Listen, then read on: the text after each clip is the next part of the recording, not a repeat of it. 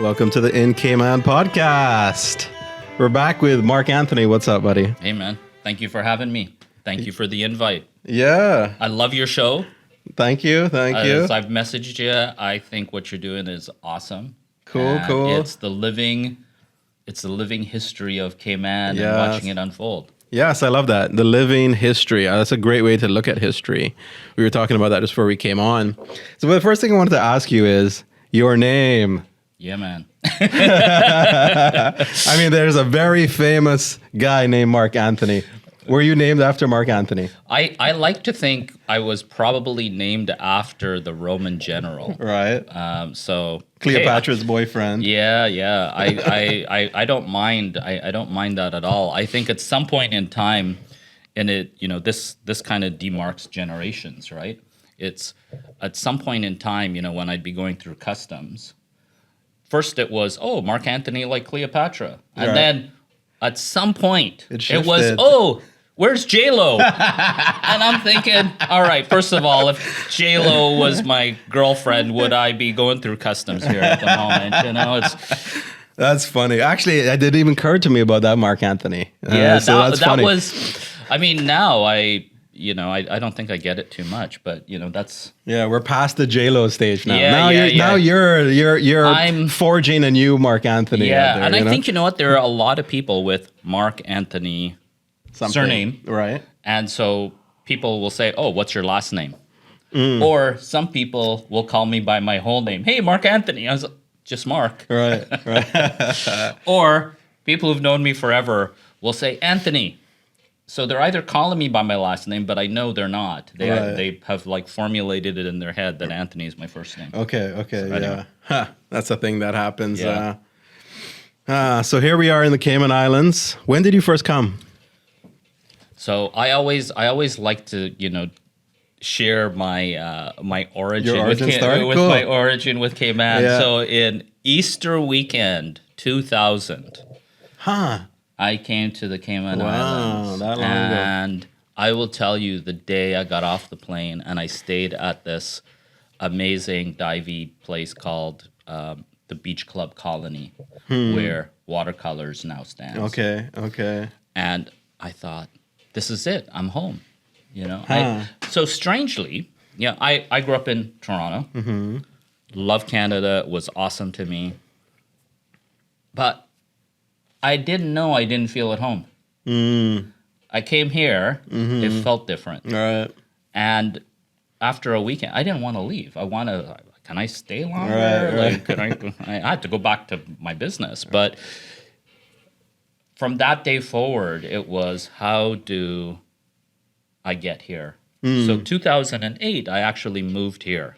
Wow, 8 years later. Yeah. Okay. And so I always say it took me 8 years Right. to achieve my dream, which is I want to live here. Right. And it was just, everybody is so welcoming and kind, and it's just, it's Cayman. And every day I am the most grateful person that I say, I get to live here. Cool. It is awesome. So what made you first come here in 2000? All right, this is going to be really corny. I saw a movie. Yeah. I saw a movie with Tom Cruise. Yes, really? Yes, That's what made you come? I was like, where is this? Well, I'd heard of the Cayman Islands. Right. It's not like, Cayman is brand, right? Right. And I thought, wow, that is beautiful. I want to go there. Yeah. And that was the entire decision-making process. Is that right? And it did not disappoint. Clearly. Yeah. That movie did so much for the Cayman Islands. I know a lot of people don't like what it did for Cayman, but it really branded the heck out of Cayman. Yeah. I will tell you, in my business life, after I moved here, and I was doing business and owned businesses everywhere else, but every time people said, "Oh, where do you live?" And I said, "Oh, the Cayman Islands," they'd be like highly suspicious. And I'd be, "Wait a minute. You need to stop that." It's whatever your brand association with the island, you have no idea. Right. And I think it's something we all have to work on constantly, right? It's this, what people perceive, and this is probably true of everything. Right. What people perceive and what is truth could be a big difference. Usually don't align. Right. And so I always say learn more before making a judgment. Right. And I think this is probably, if I look at you, curiosity, right? Mm-hmm. You're asking the questions. You are out there pulling information from people because you're curious. Learn. Yeah, it's true. It's funny how we prejudge things, with that word prejudice, but it has a negative connotation to it. But you do often prejudge things, and I guess sometimes that's just how things are, right? You don't have any other information about something, so you have to go with what you know. And maybe what you know about the Cayman Islands is it's a tax haven, baby, thanks to the firm. Yes, and great movie. I enjoyed the movie. It was a good movie. Yeah, Gene Hackman. Yeah. I remember when they filmed that, I wasn't in movies at all, and that was like my sisters were going crazy about Tom Cruise. Everyone was going crazy about Tom Cruise and Gene Hackman, and that's got to be filmed like 30 years, right? 30 years. 94, I think. Yeah, more than 30 years. So that's over 30 years ago, huh? Yeah, that's John Grisham. Did you ever watch or read any of his other books? Yeah. He did a lot of good stuff. I mean, as a story of interest, I did a lot of business and headquartered in Chicago. Okay. And I remember going into a law firm, and there was this bookcase, like a display case, and it had all these John Grisham books and everything else. And I asked the receptionist, I said, "Hey, that's really cool. You have all these books." And she said, "Yeah, well, Mr. Grisham's a partner in the firm." Oh, no way. The firm, right? Yeah. I said, "No way." She was, "Yeah, do you want to meet him? He's here." Yeah? No. I was just noticing you had all these books and like this display. It's kind of random, I thought, but it stuck with me because at that point I was like, I had this association with Cayman. Right. So it was. Yeah, and he mentions Cayman a lot in the other books too, because I read a few of them. Yeah. There's always like a guy named Marcus from the Cayman Islands. Well, I think, I should have met him and I should have asked him now in retrospect, what's your association and thread with Cayman? True. Because I mean, that would have been an interesting thing to know. True. Like, has he even been here? Yeah. Like that kind of stuff, right? Yeah. That's fascinating to think about. But, oh, wow. Yeah. So tell me about your businesses then. Like you were saying you had a business in Toronto. You got like some kind of like a subsidiary or whatever in Chicago. Oh yeah. Now you're in Cayman. Yeah, my life of business. So it's something I'm proud of, but I will tell you, growing through it, it was something I was always I didn't want people to know. So, I'm a high school dropout. I'm proud of that now. Nice. Yeah, but I guess for a while there, that wasn't something to be proud of, Well, right? no, I don't want people to know. I'm trying to like live life in business. But nowadays that means something. I suppose, what gave me confidence in that was feedback. So, I didn't finish high school. I remember some of my schoolmates would say, "Hey, why weren't you at graduation?" Well, I didn't graduate, so why would I come? So I was thinking, and I also left home early, right? Okay. I didn't have a great home life, so I left home early. Okay. And I'd started a business in high school, which is a very long, interesting story in Okay. itself. One day, I think I have to write a book, because people have asked me to. But, Okay. and so I've always been, I would say, when I really think about this, and it's taken me a long time to articulate it correctly, because people would say ambitious and those types of words. Right. I said, well, what served me was survival, right? It was the survival instinct of no one's taking care of Mark. Mark has to take care of Mark. Right. I mean, no amount of anything, I'm hoping for is going to change my situation. Right. So I really, it's something that changed my life. And I think about this too, is that I read a book when I was pretty young. And of all things, I mean, it's about a rich dude, right? Howard Hughes. Okay. And I didn't know who that was. I think I was 9 years old. Wait, remind me Howard Hughes again? Who's this? Howard Hughes, I think people would know him as, there was a movie Leo DiCaprio starred in, that The guy. Aviator. Yes, okay. So I think, as a correlation, parallel. He was the Elon Musk of his days. Okay. Right? Right. Controversial, Leading successful. industries, big in film. Right. I mean, if you look up what he did in film, He's got a producer track record. oh huh? yeah, I mean, big time. I mean, he changed that industry, changed it. Anyway, so I read about this person, and I think there was just this spark that went off, which was, this is my path out. I have to. There's something about this that made me feel like having this ambition, or getting into business, would solve my problems. When I look at it, it was all survival. It was what's going to, solve my I don't have food, or, food is conditional in my life, because sometimes we didn't have food in our house, or heat, and we live in Canada, right? So, it's like, hey, we don't have heat. All right, what do we do? That's a problem. So it really, when I think about it, that was my spark. So that's all I knew, and I consumed information, right? So I couldn't afford books, but there were libraries. And then, so I would borrow books and read books about things that interested me, and I was very interested in business. So I read about it. So skipping around a bit, the business that really transformed me was I ended up in, sign making, graphic design. Okay. And what I really started to see, because I really became a student of that, was, hey, this could become an ad agency. And this was at a period in that industry where a lot of consolidation was going on. So ad agencies were buying other ad agencies and forming what is now kind of standard fare, which is big holding companies. Right. And I said, hey, this seems really interesting. And then, now we're talking the 80s. And this is on Toronto still? All Toronto. Yeah. So this is on Toronto. And it wasn't easy. I don't want to make it sound easy, but Sure. I got fascinated by what people were doing, buying ad agencies and building these mega companies. And, in the 80s, there was this, and again, it goes down to, I consumed everything that I was interested in. I was interested in business, so every business publication. And these are things I had to read, right? It wasn't like I could get access to things. I love the internet. It changed my life. Sure. But before that, you had to find these things. Yeah. I had to go do research. You remember microfiche? Yes. Yeah. I know all about that. Yeah, that was a thing. I know how to use that.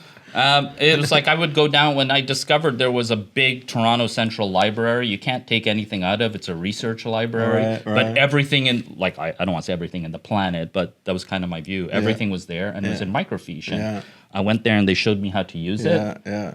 I couldn't get enough of this stuff. Yeah. It's like now, there's that online Compass archive of the history of Cayman. Right. I'm still reading, like, back in the 60s. I mean, I have to tell you, that is interesting stuff. Cayman is probably got the absolute greatest history, I feel like. I'm so excited about the history of Cayman. And, I mentioned to you something I stumbled across. It was an article, I think it was around 1970, and the headlines read like today's headlines. Tell us. So, housing crisis, hotel being built where, the wharf is now. I forget, Bayview Hotel. Bayview Hotel is being built, and we're going to have where are we going to find all these people? Where are they going to live? And, I was like, what? That's interesting. Right? So I recommend people go read those old papers, or go look, man. So we're having the same conversations 50, 60 years later. Yeah. And, so if I go back, I did very well building an ad agency. So it afforded me this ability to continue to grow. I became really a student of business, as I still consider myself. Okay. After that, I would say the big thing for me was after that business, I was in a bit of a limbo for about, not long, 6 months or a year, trying to figure out. Were you still holding on to the business? Had you sold out to one of the holding companies? No, I had taken that company public. Really? And, damn. And nobody cared. I was 28 when I did it. and there was no fanfare. Like, years later, people were doing it with internet companies that actually had no underlying business. Right. And it was like, oh, yeah, you're so young. You're 28. And I said, nobody cared when I did it. Not that I care, but I was just thought to myself, like, who cares? Like, do things. Right. Anyway, so, no, it was, I ended up in a big, I guess we would call a boardroom battle with an investor group. I was still the largest shareholder. And it just wore me out for a year. I always say I won the war, but there was a series of battles along the way to win that war that it exhausted me. Sure. I was beat up, and I thought, man, this sucks. Something I enjoy doing, really got, I got pushed to a place that taught me a lot. And something now that I've learned probably too many times now, I hope I never have to learn it again, is that every major kind of period where I went through this pain or downfall, what resulted is I came back better, stronger, and did better. And so the next thing for me was I went to the States. And what I think I was doing in Canada for, between 16 to 40 was practicing. I mean, I think I was doing pretty good at my practice. But, I went to the U.S. And I have to tell you, I felt like Superman came to Earth. It was like I was unleashed. I encountered a world of people nurturing this ambition I had. Okay. And so I started taking over companies. And I was pretty good at it. And I think I'm good at it. But that's through practice. No one taught me to do it. I just said, I want to do this. I watched a movie, an Oliver Stone movie called Wall Street. And I was like, damn, that's so awesome. I want to do what these guys do, but I don't do what those guys do. I actually buy and build a company. I'm not tearing them apart. So the U.S., like fundamentally in a few years, I achieved what it took me, 20 odd years in Canada. Is that right? But with the knowledge I learned. So I don't, discount the fact that, Canada is a hard place to do business because it isn't a huge marketplace, highly, highly competitive. And, and everybody's undercutting people to get business, right? You're not dealing with a lot of decision makers there. And the ad business is probably the same. It's probably the same as now as it is then. Yeah. So I spent 30 years in that industry. And I ended up, acquiring businesses that were based, in Western Europe, Asia, China, and the U.S. and Canada, and flying around the world. And I thought this is such a glamorous idea because I had this idea once in my life. I said, I want a business all over the world. So, the business operates while I'm asleep. Right. Good in theory, except when they want to talk to you. Right. So, hey, I need to have a meeting with Hong Kong. Guess what? Mark is up 3 in the morning. Like, wait a minute. Yeah. The business doesn't sleep, neither am I. So that was a thing. That was a great experience. Is that a thing? Let me ask you, because I hear a lot of people, like, when they're starting businesses, there's this general idea of the reason that they're starting the business is because they don't want to work. So in other words, the business sort of operates without them. Yeah. Is that a thing? It can be, but I fundamentally believe there's no such thing as a passive investment. So even if you think about this as probably the most passive investment. Somebody, you have whatever, a load of money, and you put it into a bank account that pays you whatever 1%, right? That is not that passive, because you're going to sit there and go like, this isn't making me any money. Right. I need to make some more money with this money. What else could I do? Right. That's not passive. You still have to be active. Right. So there's degrees of activity. Right. I see. I never got into business for the reasons people got into business. I always go back to that. My reason was food and shelter. Right. And that's hard to unbundle from my thinking. Like my instinct today, 40 years of being... It's still kind of the same. I still have the same desire. What I'll tell you, I get inspired by people like you who are, man, you're hustling to do your thing.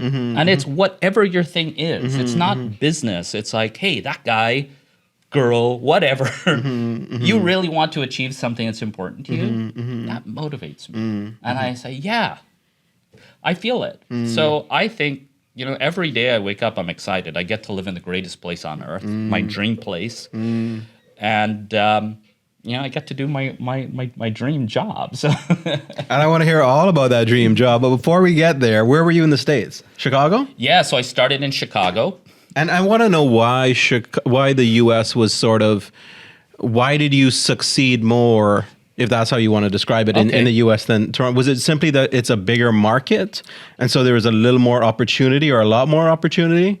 Or what? Because you made it sound, I may be wrong, but you made it sound like running businesses in the U.S. was easier than in Canada. Yeah. But most people would think it the other way. Yeah. That U.S. would be harder. Yeah. Well, so you're right on all counts. This is my point of view. Right. So the fact is, I met lots of people in the U.S. who said, how are you succeeding in the U.S.? A Canadian going to the U.S. is very difficult. Yeah. And, of course, you wouldn't succeed in New York. I had loads of businesses in New York, and I did well. I think New York I love New York, by the way, but very overrated, right? People go on and on about it. Chicago is a freaking amazing town. Yes, that is a cool town. It's amazing. I spent a lot of time there. Yeah. I mean, it's probably underrated. Yes, and it needs to be rated more. Yeah. But it just happened to be the first business I acquired. Okay. And so it became a thing where I was highly connected to it. And then I started thinking to myself, why did I pick another cold city? Yeah. It's super cold there. It's colder than Toronto. It's like, what am I doing? My dream is to live in Cayman, and I keep moving to the colder places. And and I don't think I'm born in Guyana, and I think fundamentally, I understand when people say you have this relationship with your home. I think there are things that are genetic based on where we're born. Sure. Right? Like you have an instinctual or predisposition. Sure. I agree with that. So maybe that's probably why I love it here. It's like, anyway, but so why was Chicago or the US easier? So for me, observationally, I think my set of skills that I had developed were skills that, for instance, are supported. So, I could walk into a bank and say, hey, there's a business, here's what I want to do. I could negotiate an acquisition by the company. And based on my track record that took me a long time to develop, and I had something to point to, they said, hey, you're a safe bet. Again, not easy. I mean, I had people who worked for me who would say things like, oh, well, this is an anomaly you were able to do this. And I think, I've been doing this for at that time, 20 years. Right. Dude, this is not an anomaly. It's what I do. Right. This is my value. Create value by becoming really good at something. And these are things I would say that as we're doing it, we can't know what we're doing until we do some analysis of how far we've come. Okay. And because at the time I was just doing things based on, hey, this interests me, and it achieves my survival instinct. It pays for food and shelter, right? Right. Fundamentally, those things haven't changed. Right. But when you look back historically, you see a pattern or and a story. Yes, yeah, and I mean I would say that everything that has driven me comes back to that thing, which is when I went to the States, it was after the company that, I had been, ousted from or asked to leave that I started. Oh, I love those stories. That's cool. Wait. I want to know why. This was the court or the boardroom battle. Yes. So why were you being ousted like Steve Jobs? This is fun. Short, this is something I learned afterwards. In short, people can have a motive that we're not aware of. And the motive of the particular investment fund, who was a minority holder at best, was they had other funds, closed funds that were, coming to their maturity, and they needed to liquidate the holdings to return money to the investors so that they could continue to raise money to do their business, right? They're a private equity, private debt fund. So, their motivation was, we have a bunch of companies, we don't know what to do with it. So it started with, hey, Mark, we love what you're doing. You know what? You should look at these companies. I was like, why would I look at these companies? They're completely unrelated to me. I have no interest in buying. No, we really think you should. Okay, let me see. I said, no, these aren't for me. You guys bought into the vision of what this business is doing, and now you want me to dilute it. And it was like a daily siege every day. So what, they just wanted to sort of liquidate the company, or they wanted my company to acquire illiquid businesses they had so that there was a liquid market because I had a share that was traded on the Toronto Stock Exchange. So it was like, hey, issue them shares, and then we've liquidated, so now we've met our little ticks to deliver a return. But these were not good businesses. And you're like, hell no. Hell no. I mean, it doesn't align with my strategy, right? I mean, I'm trying to do something, right? And so it was, in short, they tried everything, special meetings, and I'm thinking, I said, you guys realize I control the business. You can do all these things and I will still vote against you. Right? And so, which happened, but they wasted time, they wasted attention. And your time and attention. And the thing is that, I was looking at it and it sucked the life out of my joy. Right? Yeah. And there is something that is my biggest filter in life. And that is, if something disturbs my peace, my joy, it is extricated from my life. And this is, I will tell you, I mean, not a popular position, but as a child, my, parents who, were my parents, disrupted that. They didn't do anything in support of me. And I looked at it and I said, this is where it started. I said, I need to look after me. Because you ain't. So I always look at it that way. I said, who really, if my own parents aren't looking out for me, and I'm willing to make that decision, is anybody able to really be more important than that supposed relationship, right? So not a chance. Right? So I have a lot of respect and admiration for my friends who have great relationships with their parents, and they called them and they talked. I mean, hey, look, not everything is perfect. I get it. But man, the fact that they could talk to them, I think, wow, your parents aren't mean. Right? So anyway, so I think that is still and always been my instinct was about how do I protect, my base needs, Maslow's hierarchy of needs that informs us all. And peace. So these are the most important things to me. So if something disrupts those things, man, I'm gone. And I don't need it. So I think it's about choice. So I think, and you don't need to be in business for yourself to make your own choices. This is the thing, right? What do you mean by that? Like, I think people think that as a business person, I have more ability to make my own choices, but that exists, outside of me needing to have a business that is mine. Right? Because everybody has a choice.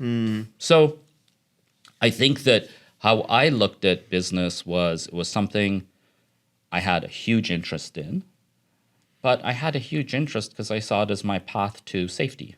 Yeah. And it still is. And because I got that reinforcement despite failures, despite challenges, it still is my favorite thing to do. Right. So, you know, the U.S. became good, did that for a while. You know, I dreamt of being in Cayman full time. So that, you know, as I said, started around 2008, but I still had businesses elsewhere. Right. So I would travel a lot. Right. And so I was, you know, on a plane a lot. And, you know, I wasn't, and I'm, you know, I'm not a highly overly social. I don't have a big social network, you know, so I'm not like out and about.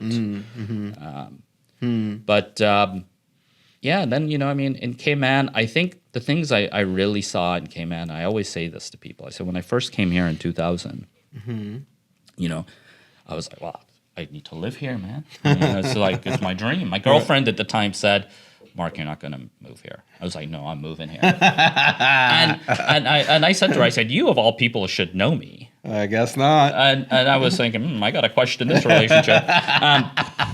But so she didn't want to move here. I think that's really what it is. And so I walked down the street to one of the real estate offices, and I was looking in the window. You know, they would always, I think they still do the pictures of what's for sale. Sure. And you know what? And I have to tell you, it was the same thing in Toronto. Everything was unaffordable. Right? I was like, okay, I remember seeing things like $500,000, 700,000, and I said, okay, I got to remember this because this is the target here. Right. Got to focus on the goals. Right. You know, at that time, you know, when I look at it, all cities, all countries that go through any kind of growth, which is happening globally, have these pressures, right? Affordability.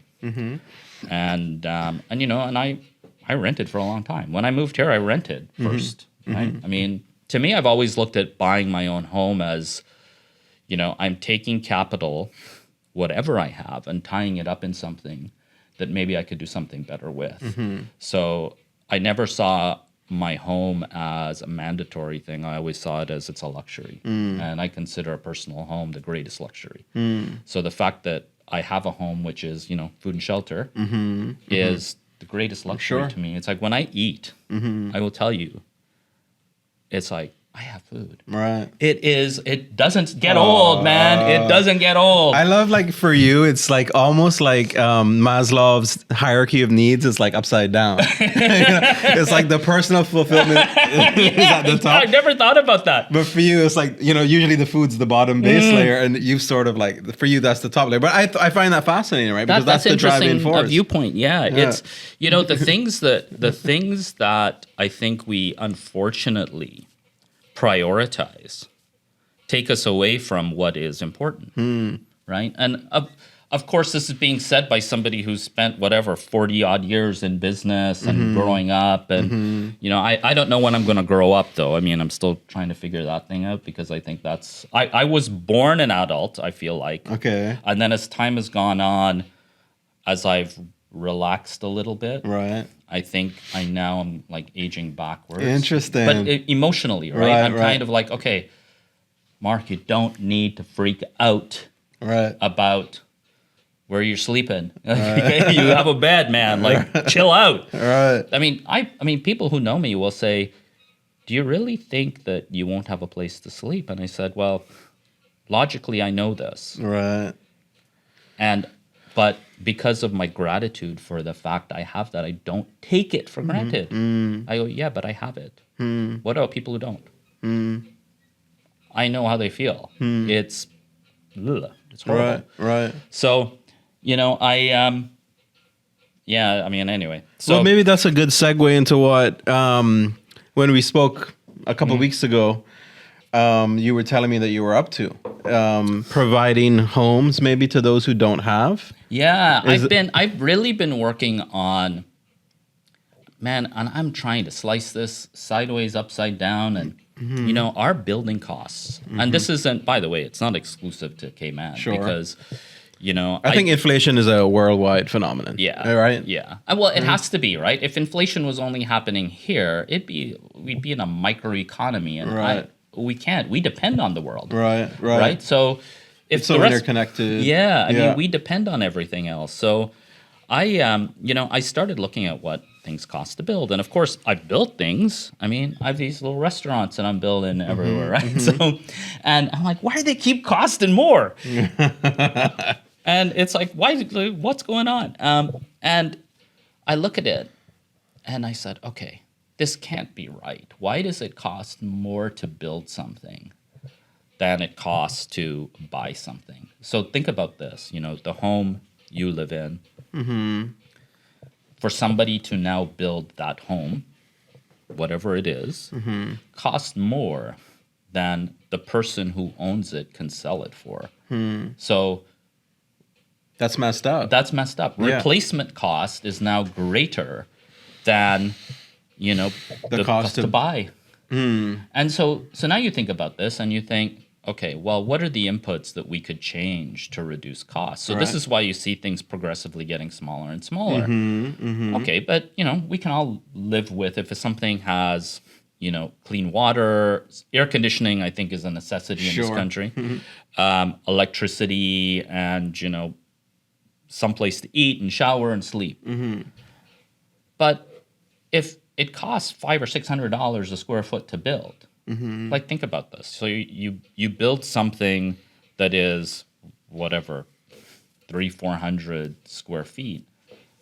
Depending on how many of those you're building, it's still costing a lot because that's the building cost. It doesn't include the land underneath. You still have to get the land. So these building costs, like all in, are getting into $600-700 a square foot. When I look at stuff, I think, well, if the first input is for a person, and I think anybody who would look at things that maybe relate to them, right?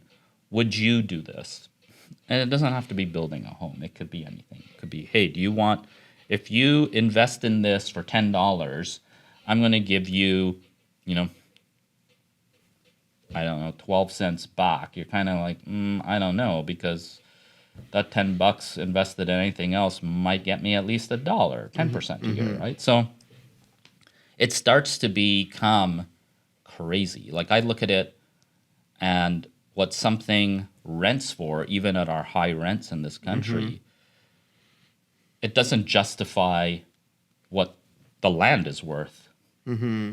It's it's the land is worth so much. I don't know if you've noticed this. There's a lot of stuff for sale. There's a lot of big things for sale, big parcels of land, and whenever I see that to me means people are doing an evaluation, and the evaluation is, hey, we own this thing, and for us to develop it will cost so much, and there's so much risk that we will make a decent return. Let's sell it.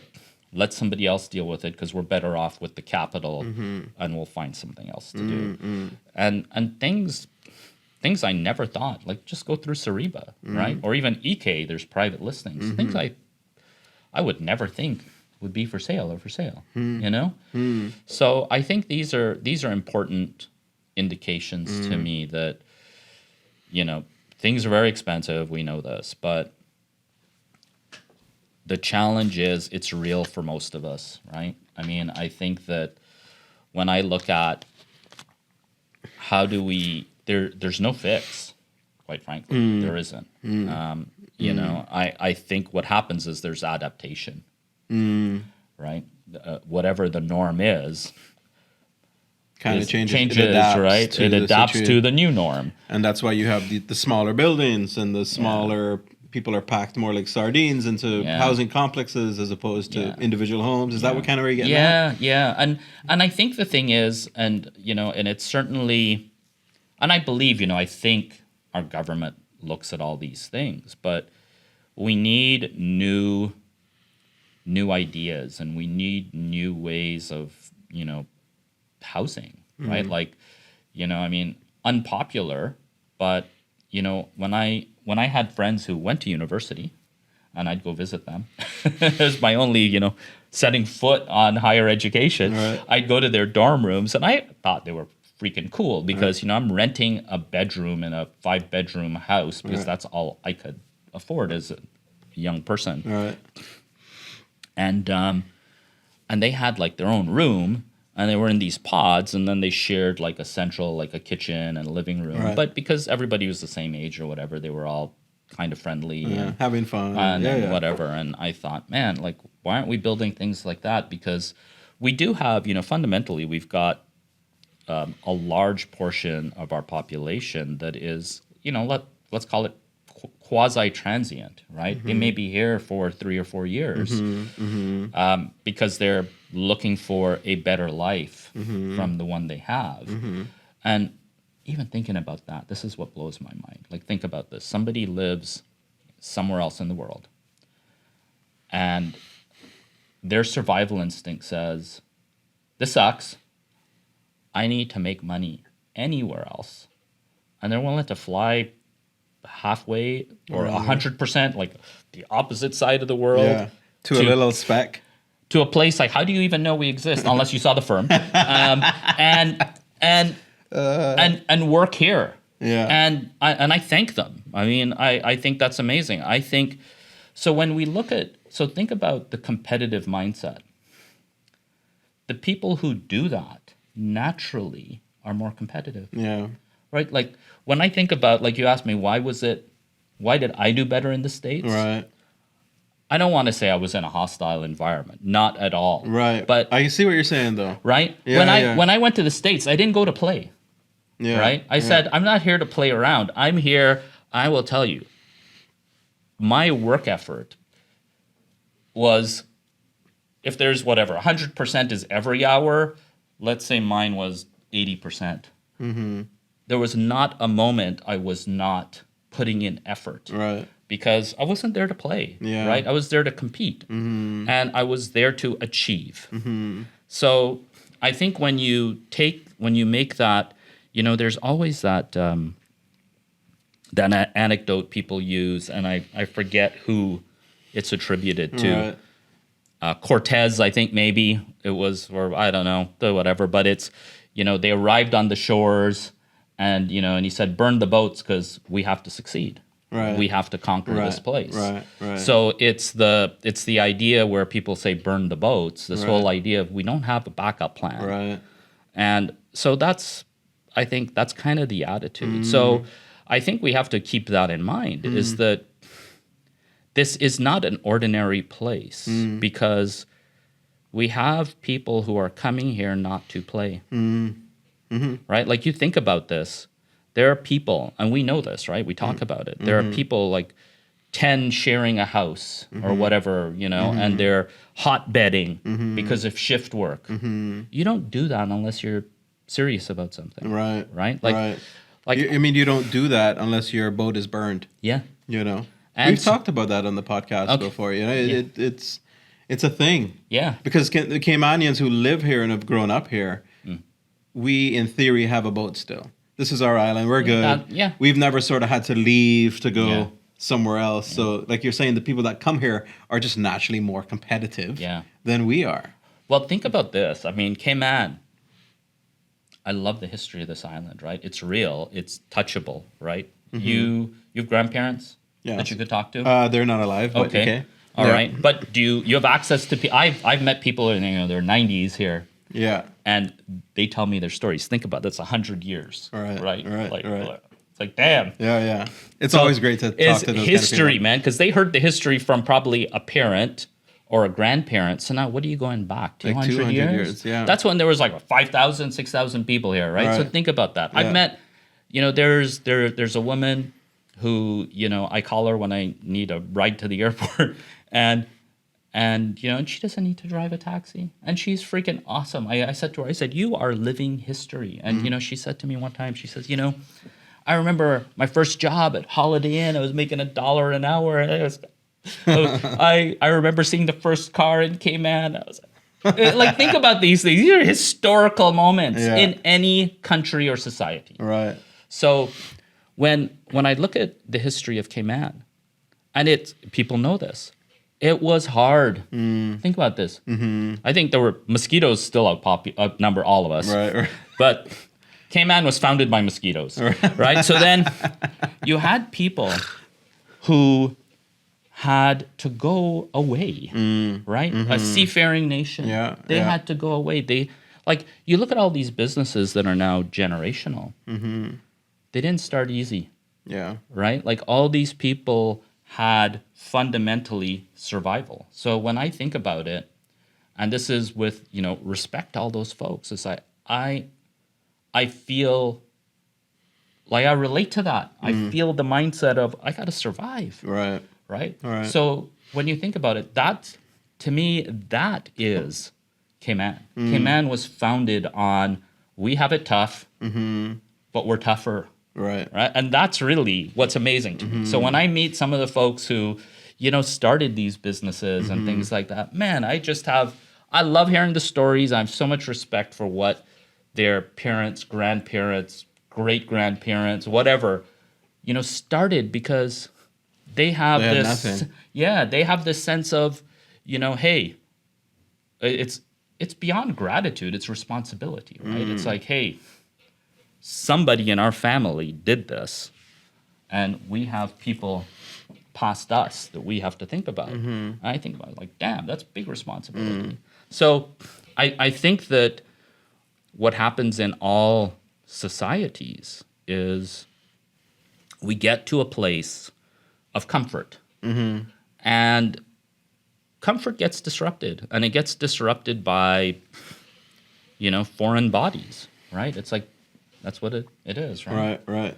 And it gets disrupted because, naturally people need to, even if they're only here for a short time, they need to save and send money back home. And so you're not competing with, because I will guarantee you back home, wherever back home is in the world, there are people who don't want to leave. But it's okay. There's nothing wrong or right about any of this stuff. It's personal choice. I think that, again, it's the sports, supporting your sports team and having one view over the other and trying to convince people. We need to stop convincing people that, but I'm right and you're wrong. No, I have an opinion, you have an opinion. The idea is, do I have empathy and understanding of your basis of that opinion? And what informed you? Because your experiences, you lived, man. Right? Like, everything, your belief system is you. That's what makes you you, right? And, like, to say you're wrong is to say that what you experienced, you didn't experience. Like, how is that a real thing, man? It's like, respect people. I think that's, I think, to me, respect probably is one of those things I say, respect people. Yeah. Just respect them. Yeah. And, man, I see people, it's like they treat people differently based on what they perceive their value is. Right. And I think to myself, like, why is that a thing? It never used to be a thing. Yeah. It's a lot more of, like you're saying, people trying to convince you you're wrong and I'm right. And I mean, I take part in those conversations too. I get it. But, there was a time when that didn't really exist. People, you could have your own opinions, and it wasn't as hostile as it is now. It's pretty interesting to see it all sort of move this way. But I think you're right. Like, on this podcast, and I know around Cayman, we talk a lot about how Caymanians are comfortable, and so they're sort of like not as competitive as maybe the expats that come to Cayman. But the other side of the angle is the same thing you were saying. But we came from a competitive environment, which is very hostile. There's nothing on this island. It was the island that time forgot. And we had to leave the island in order to make something of ourselves. So it's not like we're just comfortable. We do come from a history of being productive and having to sort of be innovative. So there's these two competing forces sort of happening. And comfort is probably what divides those two things, right? But like you said, comfort always gets disrupted. And I don't think that's a bad thing. I think that's just nature. It's chaos and stability, and then chaos and stability, and these two things just come and go. And being able to just understand that, accept that, perceive that, it's not necessarily a good and bad thing. It's just the nature of the universe. Yeah, and you know what to say. I think when we want other people to be like us and say, "Why aren't you doing this?" That's judgment, right? I don't know your story. I don't know what things you are dealing with. Something I, stuck with me. And it was, my second business I ever had was a car rental company. So I'm renting cars. Okay. And people would come in and it was always the people who, I think there's just this group of people out there who look down on people, right? And people would treat me like I was just, I don't know how to describe it, like beneath them, right? Condescending. It's like, oh, this car, the windows are foggy. Turn on the air conditioning, or the heat. Right. And it really stuck with me. And what stuck with me is you don't know who I am. And what that feeling was is that you don't know what I'm trying to be. Mm. But for every one of those people, there were people who asked the question. They said, hey, is this your business? Mm-hmm. And I'd say, yes. And they'd be like, wow. Mm-hmm. And they'd always say, well, how old are you? Mm-hmm. And then I tell them, they're like, that's amazing. Mm-hmm. Well, I have kids your age, and they're like, they don't know what to do with their life. And I'm like, okay, whatever. Yeah. All I know is I need food, and I'll rent you a car, right? Like the correlation. Yeah. So I think to myself, we never know who we're talking to. Mm. Like, think about this. Badir, 10 years, 5 years, 20 years from now, I don't know who you are yet. Mm-hmm. I mean, you're still working on Badir, man, right? Mm-hmm. So I want to be part of whatever that looks like, right? I want to see the outcome. Mm-hmm. So to me, it's like I like to see what people are doing, how they're working on themselves. Mm-hmm. And I really think I spend way too much time thinking, and I think about everything in life is a practice, right? And we're practicing something. And when we get good at it, it's still a practice, but because we're getting good at it, we get joy from it. And then it's like, hey, I'm really good at this. I'm going to keep doing it. So I think that's really important to try, whatever it is, right? Yeah, man. To produce. So I want to ask you, I want to go back to the building costs in Cayman, right? Because this is what I heard you say, and I want to, I'm going to come to a conclusion. I want you to tell me if this is how you think. So basically what I heard you saying, things are getting more expensive to build, to build, right? So what you were getting at is like, actually the cost to build might actually be larger than what I would receive to sell it. And then what that tells me then is that there's maybe not sustainability in developing. Well, I think a lot of people are going to stop developing. That's what I'm getting at. So my conclusion was that no one's building anything to rent because it's nuts, right? Like, you think about it. Well, some people are. There are some things out there that people... Well, I think what happens is, they build, they pre-sell, somebody else buys it, and then they put it for rent. So, right? Okay, but let me ask you this. Why would something that's being built to rent not be as sustainable as something that's being built to sold? It would strike me that renting is more sustainable because the income that you derive from it extends indefinitely, as opposed to a sale where it's just one time. Yeah, I agree. So let's say you build something, let's say the unit costs $700,000. Okay, to build. Right? Okay. And then you turn around and you say, okay, well, I pre-sold it before I started, so I've gotten a deposit and some milestone payments. Okay. And then when I sell it, and I've sold it for $1 million, right? So I know I have $300,000. Right. Now, what's been happening in Cayman because of the extended times to build, that profit is now... Developers, shrinking. Are looking at it and saying like, wow, it took me 5 years, 6 years to make this money back. Like, my borrowing costs were too high. So now that goes into the price of said building, right? So now you've got things that, like, you're building something for, I don't know, 350 square foot place, and you got to sell it for $800,000. Who's paying that? But somebody will buy it because they'll look at it as like, hey, it's an investment. I won't buy it, by the way, because I don't like that investment. And they'll look at it and they'll say, okay, and I'll put it in short-term rental. I'll put it on Airbnb, VRBO. Sure. And that's what's happening. So it's actually not inventory coming into the market. It's people satisfying this demand for Cayman as tourism. Like, think about this. Our tourism product keeps growing. Like, talk about, people still want to come, and they're coming still, and they're coming in droves. Right. Right? Like I don't know if you remember this. This is only whatever it was, pandemic years, right?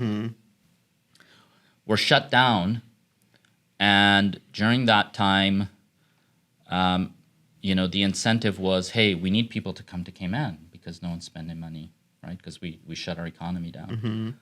Let's do special immigration stuff, right? Everybody was doing this around the world. Let's get people to remote work. So remote work. So what's that cost? Nobody was actually buying anything. They're all renting, right? So you have people saying, hey, yeah, I'll come and rent. So they're taking inventory off the market, right? But it's indirectly helping to sustain the economy because you have people with businesses and selling hamburgers or whatever. Right. It was the film productions as well. We're contributing to that. They were staying at the hotels. No one else was. Right. So it was these things that were helping to kind of like, hey, we got to keep the home fires burning. Right.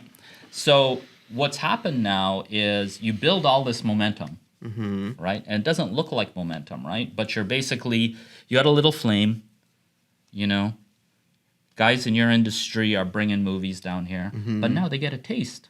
They're like, Cayman was pretty nice.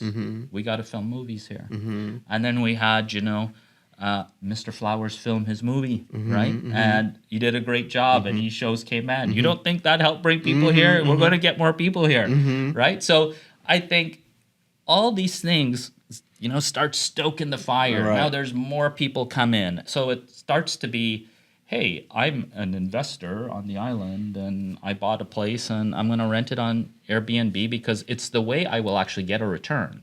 If I rent it on the month-by-month basis, it doesn't really pay its strata fees or much of a return. I could go invest that money in an ETF and leave it there and earn 8 or 9% safely a year. So I think that it becomes an investment case. I believe that when I look at best practices around the world, they're only as good as people want to take them up, right? Like you can, I'll tell you, in the States, this blows me away. As a foreigner coming into the States, I want to learn everything I can. Ain't there to play, right? So I'm learning all this stuff. What about real estate? What about all these things? And so the U.S. Department of Agriculture offers 0%, 100% financing to Americans, United States citizens, in targeted areas to buy real estate, build a home. Wow. Right? Yeah. How many people you think lining up to do that? That's available. I went and told people I know. I said, you need to do this. Right. They're like, wow. You know what they did? Nothing. I think to myself, why? Why did they do nothing? Why not take advantage of that? I don't know. Why don't people... I don't understand the line of thought process, but it's because nothing is easy, right? We get no's. We get somebody who says, I need more paperwork. You need to do more homework. Right. You need to understand, right? Like, I guess I'm a nerd, right? And I'm a nerd because I want to know. So I go and AI is the greatest thing. Amen to that. Thank you, especially Internet. for nerds, right? Yeah, I mean, it's like, and I'm still learning, right? It's like even more information. Oh, man. And it's like it helps you decipher said information. Yeah. So I'm there and I'm figuring this out and I'm trying to get smart at it and I'm thinking, why am I getting smart at this? I am never going to be able to do anything with this. I said, Mark, park this. Right? They have these programs called Section 8 housing, which is affordability, right? So the government offers very, very low cost financing for Americans, United States citizens, to go out, rehab old derelict buildings. They'll even kick in some money, like as a grant. Right. And they'll say, oh, there's these other programs available for you. But it's not easy, right? You have to do paperwork. Right. But then what they do is, because the government pays for it, they're paying you for those apartments so that people who don't have housing can have housing. Right. And so people can get into this owning property. Like I think, in the United States, there's a very big developer-related industries. And this dude is big. And he builds big things. And I have Hudson Yards in New York, for instance, and he started doing that. That's his start. His start was, I was doing the Section 8 housing, building my real estate. Right. So you can go as far as you want. And I think to myself, I guess, having said all that, my point is in every country there are ways. It's, I was just saying this to somebody last night. I said, people think capital is only money. And when I did my inventory as a kid, I didn't think about it this way until now. But this was how I was thinking. I was saying, okay, what can I do? And so I was not, and I am not uneducated. I just educated myself. Yeah. I just didn't go to school. All right. So I think there's two things. People think schooling equals education. Right. Schooling got me reading, writing, math, stuff like that. Right. So I had the foundation so I can read, right? But I had to do something with it. So to me, my education started when I got serious about something, right? So that's me, and it's still me. Like, I feel like I have to compete every day. Every day I'm competing. I don't know what I'm competing against. I'm competing against my own desire, maybe, or, food and shelter. But I think that I do respect the fact that everybody wants different things. We can't impose this idea of, you have to be like me, I have to be like you. But I think what we do need to do is inform people, and then they have to want to learn. And they have to have their reason. I don't know if people are really comfortable. I think there's a lot of discomfort because people are challenged with cost of living, right? They're challenged with rent and food. And, there was a stat, I think you can look it up, but I think the two big things in Cayman, when they're talking about cost of living, the big one is housing. Takes up probably, I think, 30% of a household budget. I would think more, but okay. Yeah, and I think you're right. I think that's an average, and it's probably conservative. Right. And transportation, because we all need cars to drive around. This small island. Right? Yeah. A small island, and we only have a few roads. Yeah. Right? Yeah. And so I always think to myself, I remember before the bypass, I could come to Cayman, and I'd drive up West Bay Road and get to the hotel in like 7 minutes. I mean, from the hotel. In our old little airport. I love our old airport, but you know what? We're a growing nation. We need a real airport, right? So, but I think that it's really incumbent on us to, understand the discomfort people have. And I think that if it's housing and transportation are sucking everything out of them, they got nothing left. Yeah. Right? And then, I think really in a household budget, but I have to tell you, it's kind of like when I was thinking back, because I think about this a lot, is, when I was 18, 19, renting apartment in Toronto, I had a business, and I really had desire to buy something because everybody kept telling me about buying a home. And they kept saying, your generation, Gen X, I think we're labeled the lost generation. So here's the funny thing. If you look at all the things they say about every generation, they say everything is, we all get the same treatment. We all get the same descriptions, just in a different way. Right. So we're all screwed, by the way, right? And so it was like, who is ever going to be able to afford a home in Toronto? They're $500,000. These kids are never going to be able to afford it. Right. And so, of course, then it made me want it. Right. It's not this like a reverse impact. It's you need to have it. And so they did these programs with 5% down and government guaranteed, government insured. But, then it becomes what I realized when I started doing the math. I said, I put 5% down. The government charges me 5%. They put on the mortgage for the insurance. Then I'm paying interest. Then I'm in a condo, so I have to pay a strata fee. And then I have to buy insurance on that condo. And I'm looking at it and saying, this costs me more than rent. And I have to look after the place. Like, how is this good math? And this kind of informed me a lot. And so I became the person who was completely opposed to ever doing that. I said, I'm just building businesses because I can do the math on that, right? I put in effort. I build it. And this is what I could create as a living for myself. And I could say, okay, I'm making this much. I'm going to put this much to rent. If I want to earn more, I better go out and sell more. I have to tell you, as a kid, I stuttered. They sent me at school, as a kid, they sent me to speech therapy, right? Which didn't help. But I'll tell you, I had a really attractive speech therapist lady. Yeah, that helps. And so I had a crush on her. And so I talked fine with her. The minute I stepped out of that, speech therapy class and went back, it was like... So anyway, but...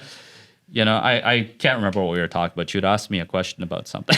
No, well, I found it interesting that you were just saying that, when you did the sort of math and you were looking at what it would take to, buy a property, you're like, no, this isn't for me. I'd prefer to just keep running the businesses. Yeah. But you did say earlier that buying property is one for you, like an apex sort of thing to do. Yeah, it is. It is. And I think, when I look at it, it is...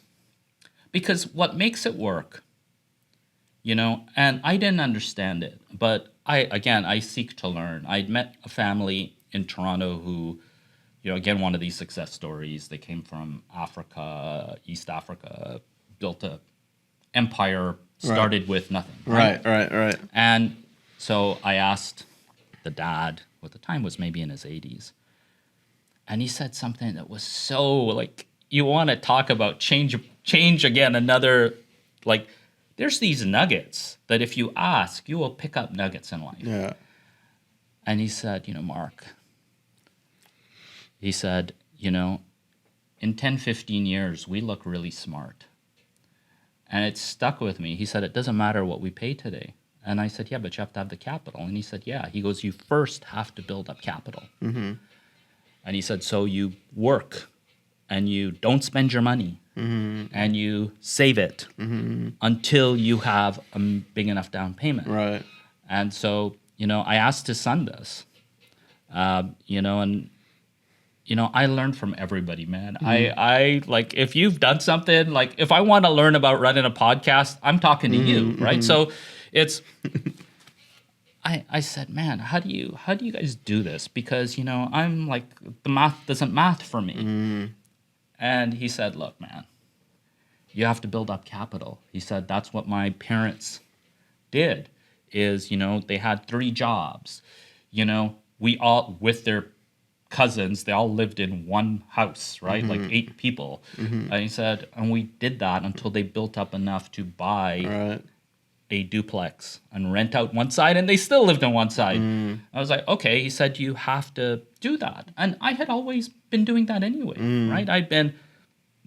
I need to have money because if everything blows up, where am I going to go? I have no parents. Like, who's taking care of me? I got to take care of me. So it starts to become very real. And it's always been real. Not started. It was real from like 13. So I think that it's there's this element of sacrifice is not the word. It is more like, are you willing to be disciplined? And I don't even like that word because sometimes I question my discipline. But it's something that I feel is relatable to people is someone will see something they want, a new laptop, an Apple Watch, and they'll say, wow, it's $1,000, it's a few $1,000s. And they start in their mind strategizing how they're going to save for that. Right. It's a real goal, right? So they're like, okay, I'm working, I can do this. And, I want to, what struck me about that, I was talking to somebody and they were saying, yeah, I want to buy a Birkin bag. And I was like, at the time, I was like, what the hell is a Birkin bag? Right? And there's, it's just like, and I was thinking, man, I don't know if I want a purse that bad, but okay. And they were strategizing. So they were explaining to me how they were going to get this. And they said, well, I'm working 2 jobs and I've saved 5. I have 3 credit cards with, $1,500 limits on each one. I can ram them up. I'm like, do you think this is the best use of your capital? Like to buy? Well, it's going to go up. So I said, okay, but then you have to sell it though. Something going up and being able to sell it are two different things, right? So I know people have ability for these, let's call it a goal, like small goals. And I think it's training ourselves. It's saying, what's my small goal? And I think the risk in these things are, think about this. Let's say you say, you know what, I need to save $100,000, and you come up with a plan. And maybe it's going to take you a few years, whatever, but you have a plan. Along the way, you're going to have accumulated some money. And you're going to look in your bank and saying, wife, we have like $20,000 now in the bank. And you're going to be looking at each other and saying, hey, we can go on a nice trip. Hey, we could buy a new car, right? And then you kind of have to say, look, why are we doing this? We can't do that. Because this is what we want to do with it. So the temptation, I think, is an element. Is along the way you're doing this stuff and trying to build your whatever your goals. Man, temptation. So do you know high time preference versus low time preference? No, what's this? It's like an economic principle or a psychological principle. And it's exactly what you're talking about. And I'm sure you've seen the experiment with the kids and the marshmallows. So they get these kids and they sit them down at a desk. Okay. And you can find it on YouTube. And they're like, hey, we'll give you a marshmallow right now. But then they're like, but if you wait for an hour, we'll give you 2 marshmallows. Ooh. Some kids say, nah, I'm going to eat the marshmallow now. That's an example of high time preference. People need that satisfaction now. They need to sort of execute now. They need to consume now. Some kids would be like, okay, I'll wait for an hour. And they wait for 2 hours. And that's low time preference. And that's what you're talking about, I think, right? So it's something... I'm now, because of that, I'm now going to go read about this.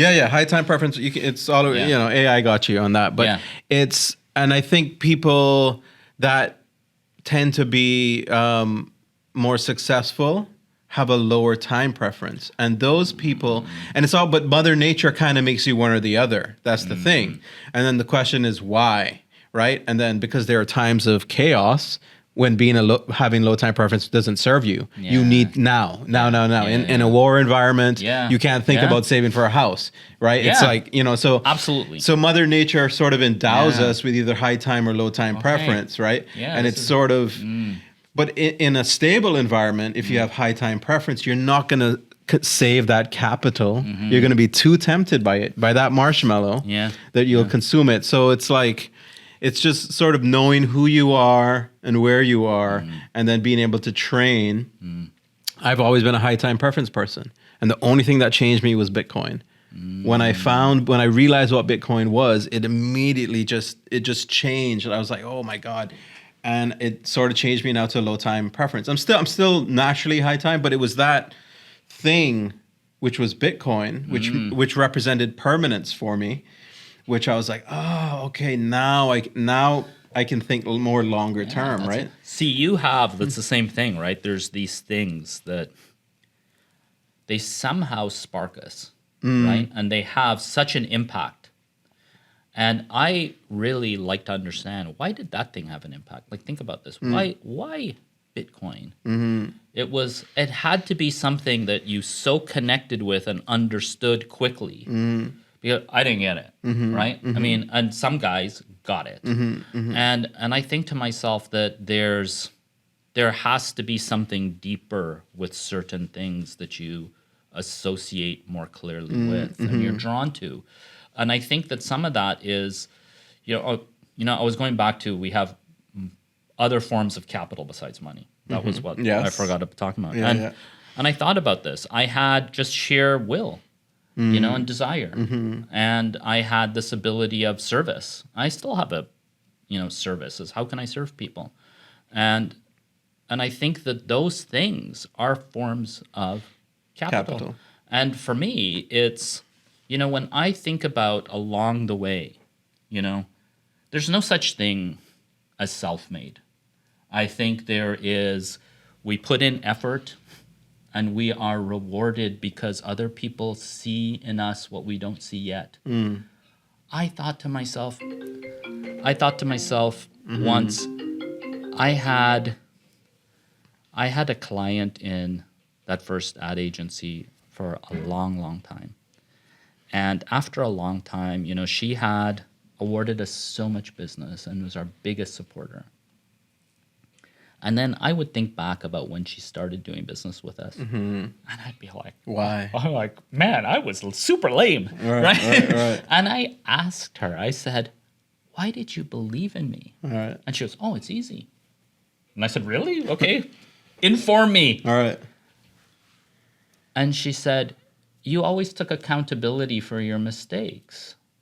And she said, I worked with so many ad agencies who, when I called them and said, hey, this went wrong, this isn't working, the first thing they did was try to determine who was at fault. Right. Whether I didn't approve something, you know, well, you didn't tell us. Oh, well, it was the media house did. They point blame. She said, when things would go wrong with you, the first thing you did went into solution mode. You just said, okay, I'll deal with it. And you always dealt with it. You didn't make it about fault. And I said, oh, thank you. And she said, and you stayed consistent.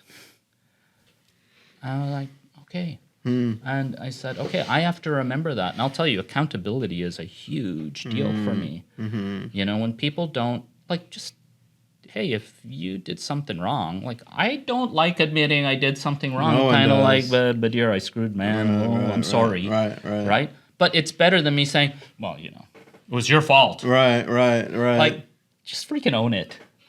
So I It think is a nice quality to have. It's when hard. And because it is hard. Yeah. And you don't see it that often. Yeah. You know, and there's always an excuse, right? There's always, oh, yeah, I did it. Or, you know, I mean, I'm there. I've been there. I get it. You know, Yeah. it is hard, but it is really a nice quality to have when somebody can be accountable, right? Yeah. So currency, that's a form of currency. It allowed me to have somebody who believed in me and my business. Right. And because they helped me build a business, other people said, oh, we like what you're doing for them. And they would refer me to other people. And so it was keep your word. It was all the things we are taught, right? You know, I mean, period. And I think everybody has exposure to these things. You know, we are a Christian nation, right? And I grew up in the same Christian nation. You know, I think in Toronto was very much like it is here. We were closed on Sunday in the one I grew up in. And, you know, you're taught the golden rule, right? And do unto others. And so it's not like the information is absent. It's, can you at least most of the time, right? No one's going to be perfect, right? Sure. Can you at least 51%? I like this. Somebody once said to me, Mark, you only have to be good like 51% of the time. And I said, really? They said, well, it's more, it's more than half, right? I thought, okay, all right. I can't argue that. Okay. That's a low bar to set. Right. So, all right. And I thought, okay, I got to remember that.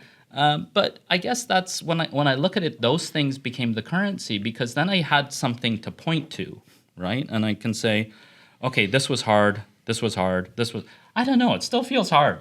But in retrospect, everything has become simpler because I have more information, right? But it's hard-earned information. And do you want it, right? And I think and this is something that's always existed before social media happened.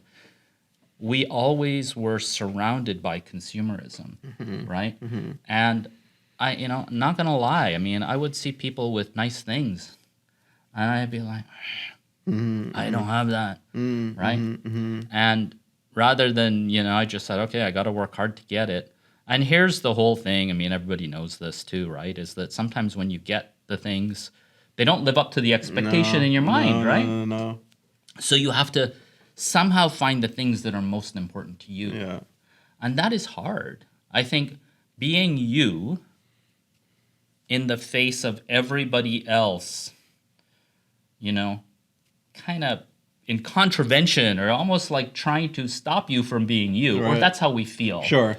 Right? It's hard. But I think that the payoff is, I think, all things considered, I think most of us still have more in us to do and achieve and be for ourselves than we have lived. And here is an interesting, I don't know, again, this was something one day I thought about.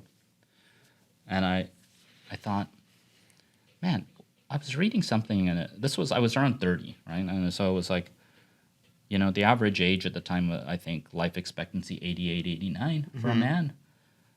I was like, damn, okay. And I said, wait a minute.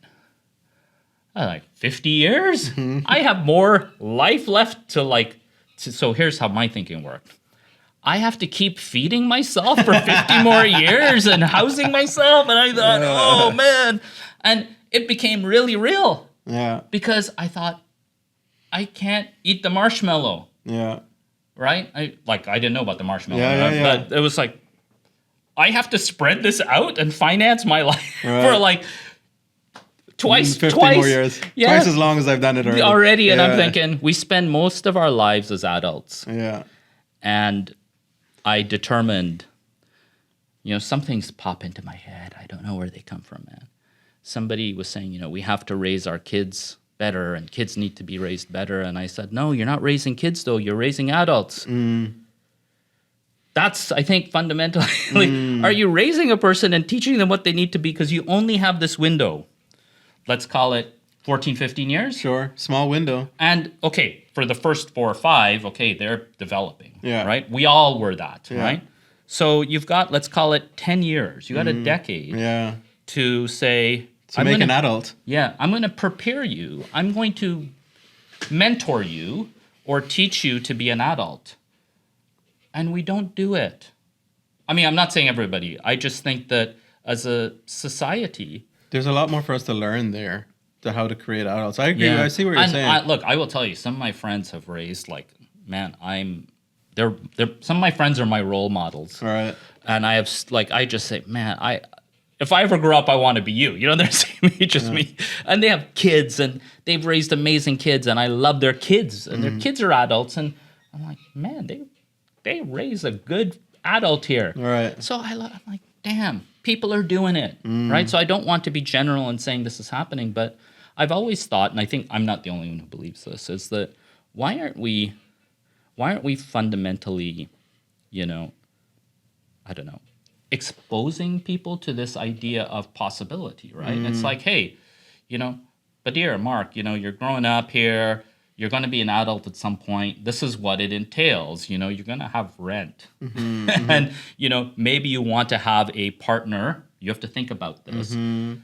My circumstances aside, are we trained to have a relationship with another human? No. Unless we have, again, a good role model, right? Right. So role models matter. Sure. And who we choose. But if we don't have, by default, bad role models, we don't know there are role models. Yeah. We just emulate them. So it's like not taught that.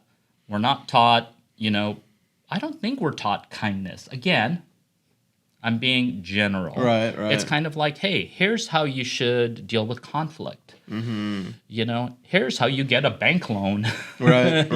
It's like, here's how you should think about finances. And by the way, you're probably going to have 70 or 80 years of life that you have to plan for. It's overwhelming, but I'm simplifying it. But I just wonder why and how we could do a better job of that. It's like, even as an experiment, how can we prepare humans when they're not adults yet to just be prepared, right, and not unprepared?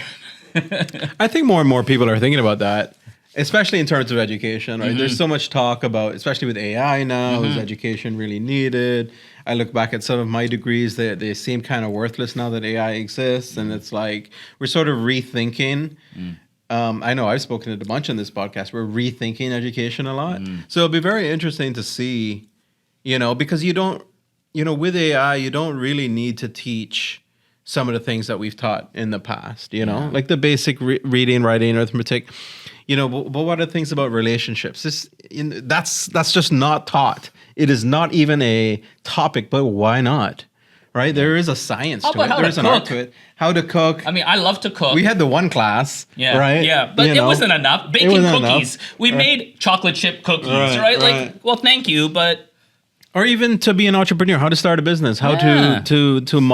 how to examine a business, you Yeah, know, like yeah. these sorts of things I don't think are taught, but I think they will be. I think things Yeah. are changing a well, lot. I think some of it is, I thought about how structurally some of this stuff came to be. And I don't want to say it's insidious. That's like, it sounds like Darth Vader-ish, Sure. right? But think about, and I think when we were all kids and we're sitting in a class and, somebody or even an adult ask us, but here, what do you want to be when you grow up? Right? How do you know what you want to be? But you know what? There was an answer you knew that Right. you had to say. There was a few choices Right. in order to get an approved look, right? Right. So you'd say, well, I want to be a doctor. Right, Yeah, I want to be, and look, I admire these occupations. Sure, right? sure. But it became, unless you do those things, like what if, like, what I used to, I mean, I don't know, I was a weird kid, I guess, but I'd say, I want to own a business. I want to be like J.R. Ewing on Dallas because, he was like, wore a cowboy hat and he was a very successful evil businessman. I don't want to be evil, but I just thought like, man, he's like so cool in business, right? So I thought, why is it that we aren't instilling that it's not about the career choice? So, people I mentor, I say, stop thinking about your career choice. Who are you? What's the life you want to live? Because when I think about this, the life I wanted to live was one that had shelter and lots of food, baby. Right? So, and I have to tell you, I have always loved hamburgers, so I'm living my dream. All right? I think about it. Why aren't we saying, hey, Badir, what's your life look like? And it's more about what does it look like? And you say, yeah, you know what? I would love to, I'm making stuff up here. I have a family. We do things on weekends and, we live in this awesome island called Grand Cayman and we do these great, wonderful things and life is healthy and we're wonderful, blah, blah. Like, why don't people talk about that? Instead, it's kind of like, yeah, well, I want to have a net worth of this and I want to be the world's, and there's nothing wrong with this, by the way, Right. but it's focused on, these career choices. Yeah. Right? And I know it's easy coming from me to say that, right? Because I've always thought to myself, only in the last number of years, what sparked this thought, and it really started maybe 6 or 7 years ago. I started reading about all these rich people, like uber rich people who sell their company and get a couple $1 billion. And it's like, oh, well, people don't sleep enough. You need to sleep. And, wellness. And I just called BS on all of them, man. I just said, look, you didn't get where you got by sleeping, nor wellness. There is a cost that is extracted, and you know this. And anything you want to do well, man, there's a cost, right? And you have to pay it. Yeah. Right? It's just if you choose to or not. So there's no solutions, there's trade-offs, right? Yes. And so when people after the fact say you need life balance and all these things, I say, look, they're lying to you from a position of they've had to do this and saying, I wish I did that. No, they didn't. Right. I will guarantee you. They didn't sleep. They didn't eat. sleep. So, but what's your answer to this then? Because it sounds like you're saying both. Oh, no. I say that it is a cycle in life, right? Like it's the balance myth is how I look at it. Okay. It's like they tell us, go home and sleep and whatever, but I didn't sleep. It's a myth, is what you're saying. It's a cycle. It's Okay. a cycle, right? Okay. So if somebody wants to have something, whatever it is, I want to learn more. I want to be really good. Like I meet people who, like competed in the Olympics, man. Like how many people get to do that? We know it's very, very few, right? Right. And their path to that was not easy. No. And it's kind of like, It wasn't balanced. no. I mean, I don't know if you ever catch up on balance, right? So even if like years later you're like resting and doing all these things, you have a lot of catching up to do, right? Yeah. So I think what happens is we have a high cycle. I'm going to call it this. Okay. High cycle and a low cycle. And it's Okay. kind of like, I need to work really hard, but I still do need to like recover, right? It's kind of like in any kind of thing you do. Like you need to like, The recovery phase. I'm tired, I'm exhausted. You go to sleep every night, right? Yeah, That's part like of you it. need sleep. Yeah. Right? I mean, like you work through it if you don't have a choice and you have something pending that you got to get done. But again, that's a choice. So I think the thing is, as you said, it's trade-offs. I think if people, do a full, sometimes, and I know this, it's like, and it's kind of, it's interesting to me because I've lost count, but I've acquired in my lifetime over 100 companies. Wow. And, but I use them as building blocks to build bigger businesses. Right. And each time, despite me knowing exactly how it's going to go, and the pain and anguish and struggle and stress and potential risks, I did an assessment and said, yep, I'm going ahead with this. Right. And what I realized is that a lot of people around me would say, man, this guy crazy.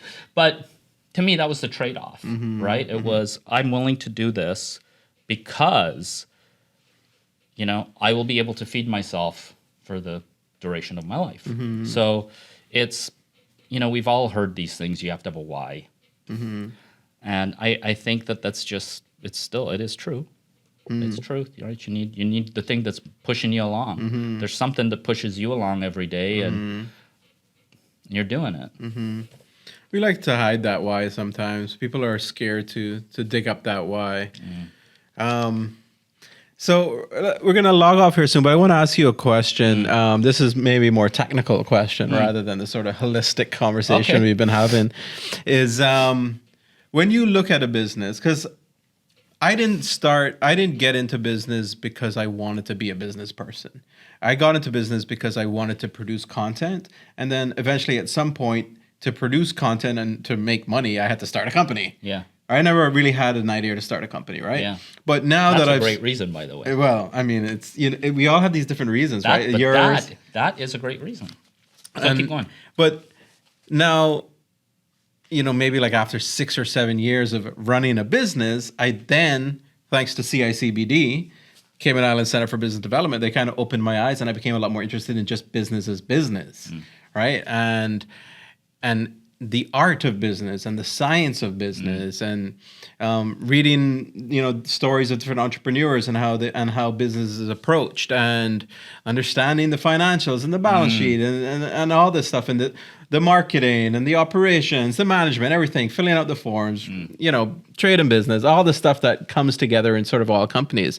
And I've become a lot more interested in that. That's why I want to ask you, as someone who's acquired over hundreds of businesses, can you give us an idea of the model that you use to apply on a business before to help examine it and to help you sort of determine whether it's a good business to invest in or not? What is that? What is the Mark Anthony model that you apply? You know what? Nothing for me is random. It is always with, and this has been developed over time, is what interests me.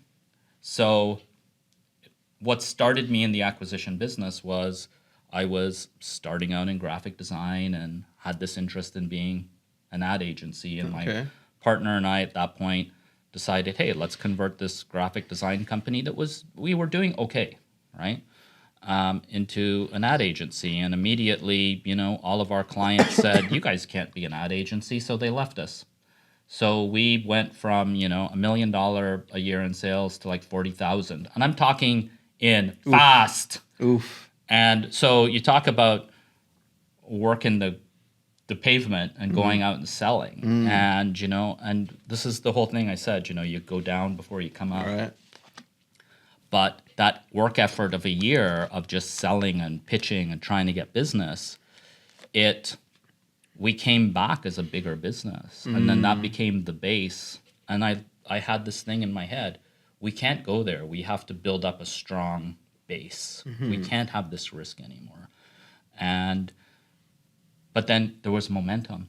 So then anything I wanted to buy was, I'm stuck at a size and I can't grow, I'm too small. And I was reading about people buying, and I said, okay, well, you know what? I need to buy an ad agency to help my ad agency be bigger. So I was looking for things that, fit my vision of what I was building. And then that vision started to crystallize over time. So first it's, and this is a foundational thing for me. It's the individuals.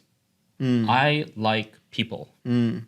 I know I'm not the most social person, but I like quality people. And fundamentally, if I meet people who I like, and we are, connected by similar beliefs and value systems, I look for a good business, right? So I look for, this business will achieve the things I'm looking for, and can I afford it?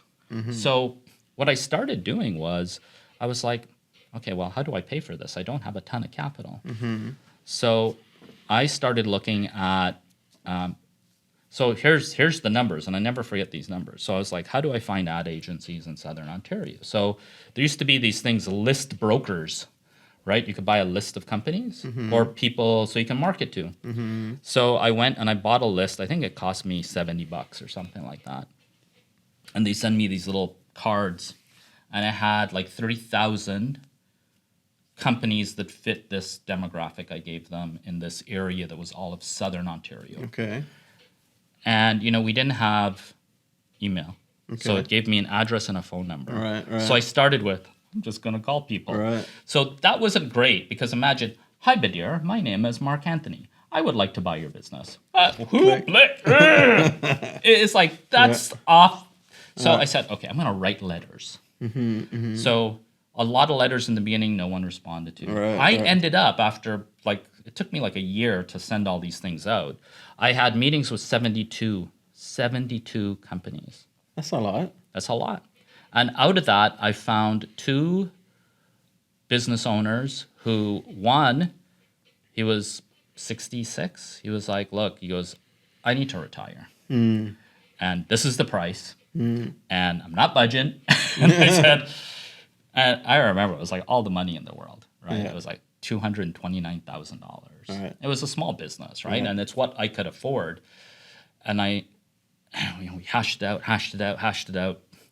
And, and he gave me some time to pay it off. And I integrated the business into my existing agency. And man, it worked. And out of that, some of the clients we grew because consistency, solution, not problems. And the other person, he had said, well, I'm not ready to sell. I want to retire, in a couple of years when I turn 60. So actually, now thinking about it, he was my age now. And he had a number. He said, this is my number. And my number, the reason I have this number is I want to buy a cottage because I want my grandkids and my kids to be able to come and see me on the weekends. And that's the number. So it was the first time I was like, wait a minute. You have such a defined goal, and it's so different than mine. And I realized success is different to everybody. We cannot, I can't tell you be like me. You define it for you. What does it look like? And so, when he turned 60, he called me. And now, I stayed in touch with him, right? I would check on him, how's business, what's going on. And I said, look, this is what I can afford.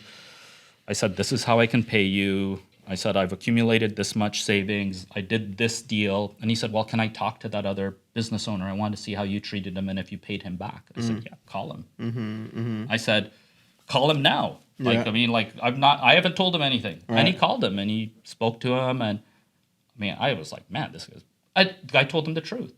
Mark kept his word. Right. And he goes, are you going to, he didn't know I was sitting in the room. Right. He just said, oh, would you, because I'm thinking about doing this. He said, look, Mark kept his word. He did everything he said. That's all this guy needed to hear. So every progressive transaction I did, I said, you know what? Here's names. Call. I don't need to even precursor them. I'm not going to pre-call them. You call them. I don't care. Right? But to me, it's currency. my reputation. So this is why when people would say, hey, what you're doing is an anomaly. It's not an anomaly. It cost me a lot, right? I will tell you, sometimes these deals didn't work out as well, but I had to pay them back. I paid my damn loans. Even when I couldn't take money, Right. I found a way. So to me, it was, I'm working towards maintaining this. All I have is the ability to ask and somebody to believe in me, but they're not going to believe in me if I let them down or if I have a track record of not failure. That's the wrong word, because I failed a lot.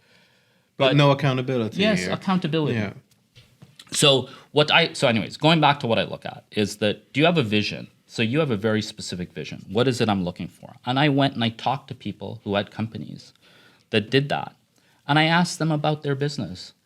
And so I started to get a sense of them, and I started to get a sense of their business. And then not everybody is going to want to sell you their business, and certainly it's a timing thing. I absolutely look at the financial statements. If there's one thing, and I tell people this unequivocally, learn accounting. Learn accounting. That's the Achilles heel for entrepreneurs. Learn it.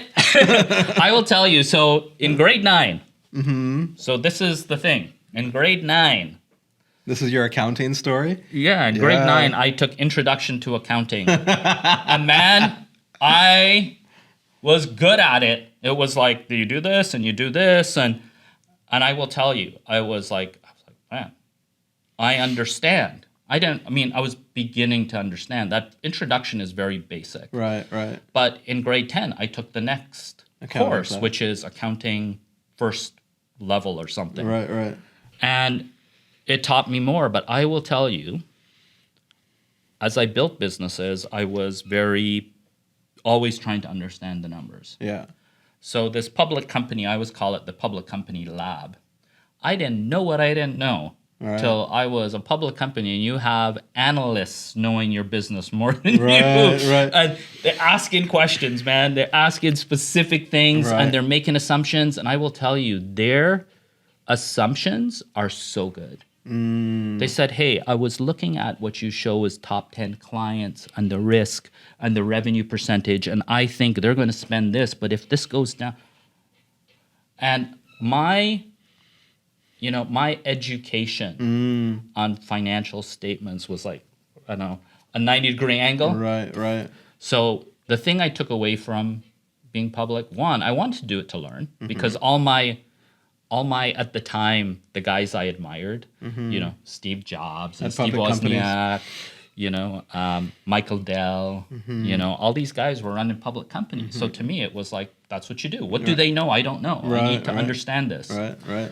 And it was a great education in finance. But I would say start to learn about accounting. It is the language not only of business, it is the language of life, man. It's like a second language. And it changes the world, because you can look. So what it taught me about public companies, you better know how to read financials, because someone else will, and they're going to ask you questions about it. Well, that definitely. I mean, always know your numbers. I always know my numbers, always. And people think it's like, how do you know? I sound like every good business owner knows their numbers, in and out, up and down, sideways. So I think learn accounting. You have to. There is more than just, like you said, you needed to buy a business because you wanted to get into production. And you know what? Oftentimes it's a better and faster way than a startup. I did startups. They're hard.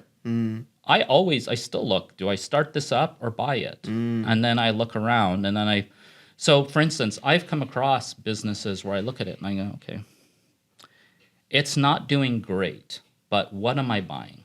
So I start looking at what infrastructure have they built? Have they got good people? Have they got the platform in place? And they just need maybe additional sales. Like, what do they need? Right.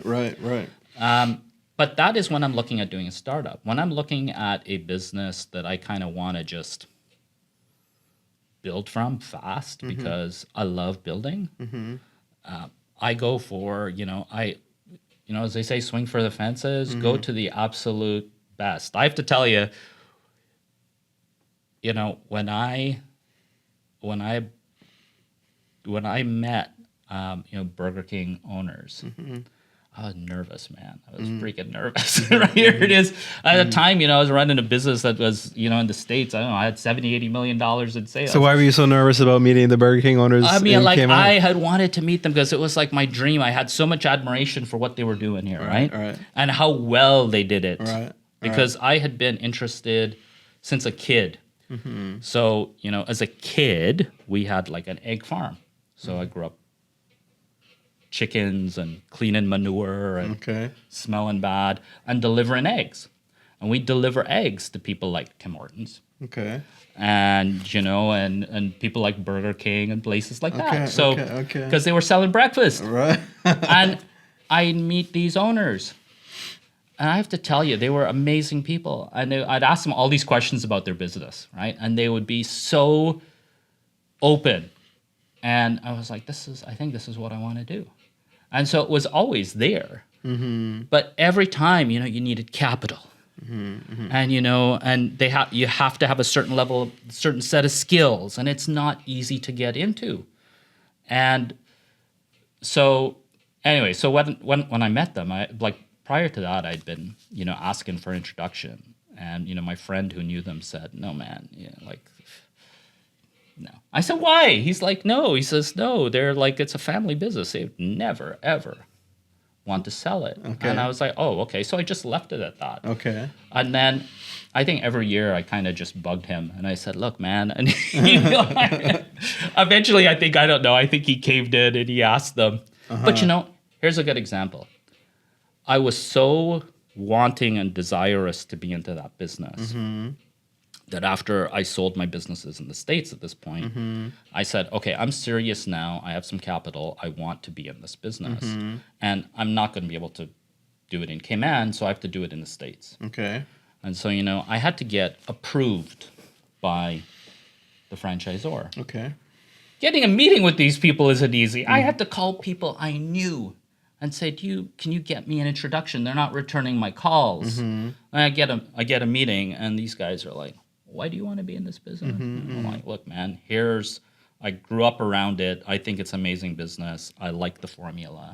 I said, I'm a lifelong consumer of it. Right. I like what is being sold. Right. So that was a long process, man. I think it took over 18 months.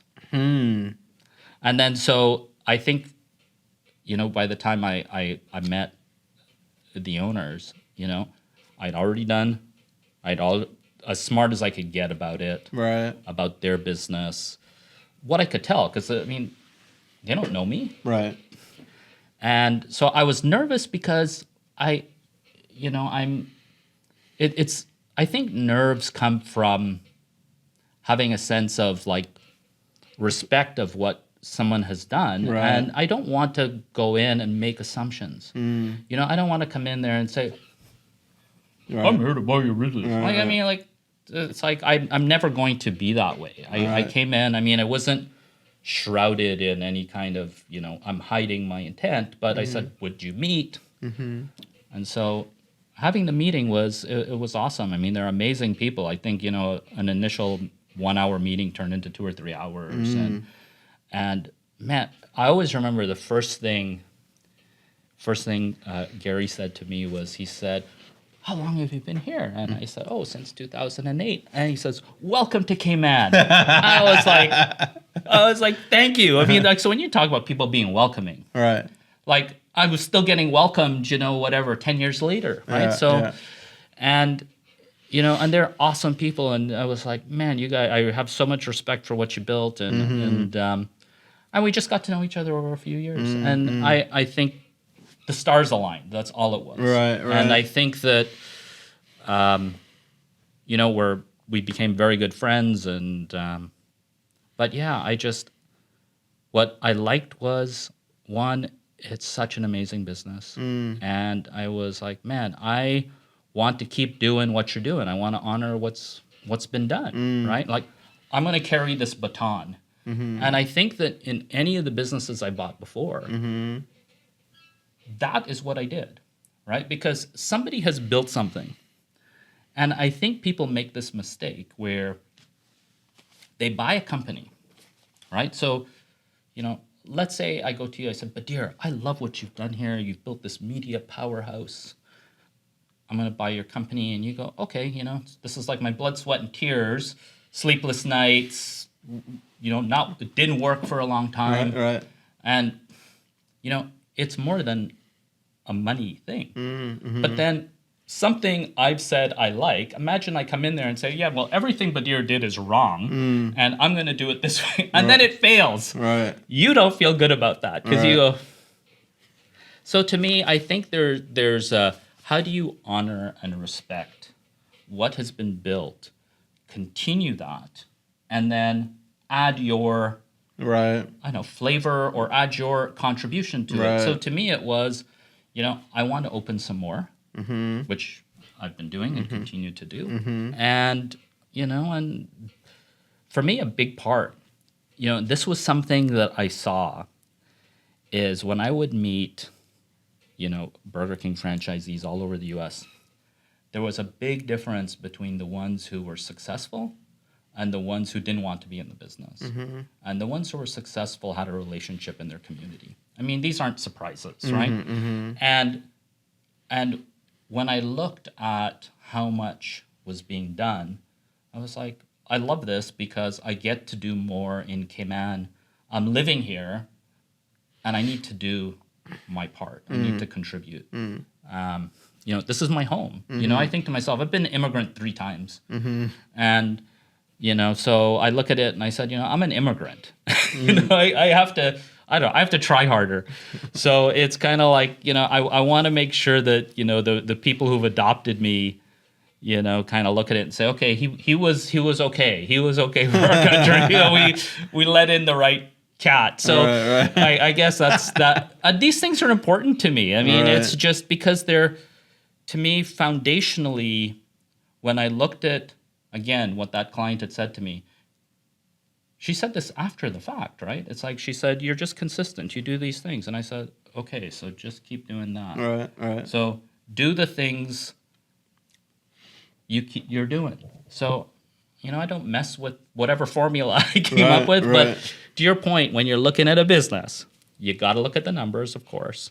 And you got to ask yourself, is it giving you something? I mean, this is a good thing, replacement costs, like we were talking on property. Like, if you got to come up with $100,000 and all the equipment and everything else, but then you still have to start the business, right? But, somebody wants to retire, and they've already built this, plus they're generating some revenue. And you say, hey, look, you want to retire, I want to take over your business. I can pay you some now, pay you some over time, stay involved as a guide or mentor to me.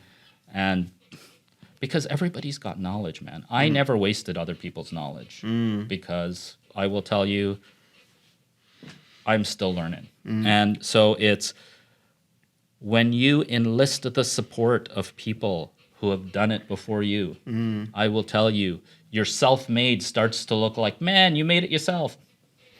No such thing. I will tell you. I mean, I would love to take credit for self-made, but if people didn't believe in me and I didn't commit to giving them a reason to believe in me, I've probably not been able to do anything. So I think that's very important. So learn your numbers. Know why you're doing it. You have to know why you're doing it. And you need, I guess, that reason, like why, the bigger reason, like what is this going to achieve in my life? Right. And understand anything you do is going to come with trade-offs, right? It's going to be hard.